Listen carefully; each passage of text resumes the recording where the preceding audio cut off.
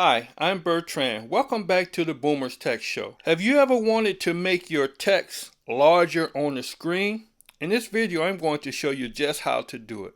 Let's get started. So the first thing you're going to want to do is you're going to want to take your finger and drag it down. Then you're going to want to tap the settings cog. Next, you're going to want to tap accessibility. Now you're going to want to go to visibility enhancements and tap it. Now you're going to want to go over to where it says large display and tap it. Then you're going to want to tap where it says apply and tap it.